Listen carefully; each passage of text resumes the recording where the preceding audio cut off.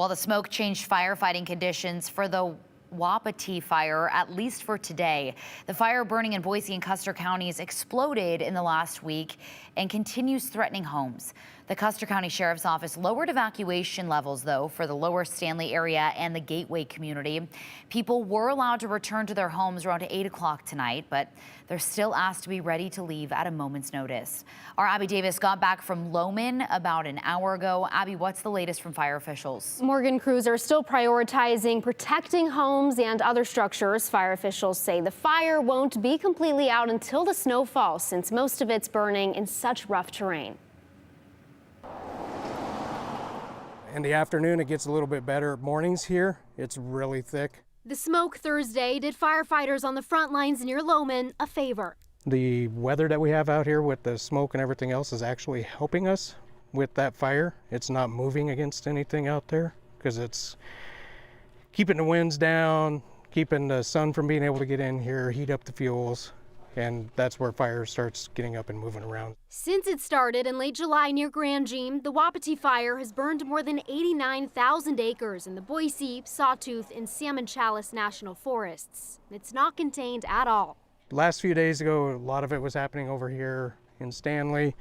A little bit over here, there was some growth up here. Dirk Rogers is the operations branch director for the west side of the fire by Lowman. He spent some of the afternoon updating the community.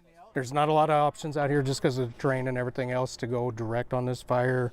It's steep slopes. We don't want to get any of our firefighters hurt. A section of Highway 21 from Lowman to Stanley is still closed because of this fire. Officials say it needs to stay that way to keep everybody safe, including the firefighters working up the highway. A lot of folks are actually working on the highway, and the last thing we need is for them to have to deal with conflicts with vehicles trying to travel through. People are still under evacuation notices in Custer and Boise counties, levels 1, 2, and 3. Rogers says crews on the Lowman side are busy trying to protect homes. I can't tell you what Mother Nature's going to do. All we can do is be prepared for if it does come down to us. He couldn't answer my questions about why the fire grew so large so fast since the incident management team he's part of took over the fire just last weekend. He also couldn't estimate when they'll see some containment. Usually we try to keep our firefighters when they're camping out of smoke and stuff so they get a good night's sleep and stuff like that. Right now we're still sleeping in the smoke. You know, they're working all day in the smoke. Just be patient with the firefighters. They're doing the best that they can out there to do what they can to help protect the community that's at risk out here.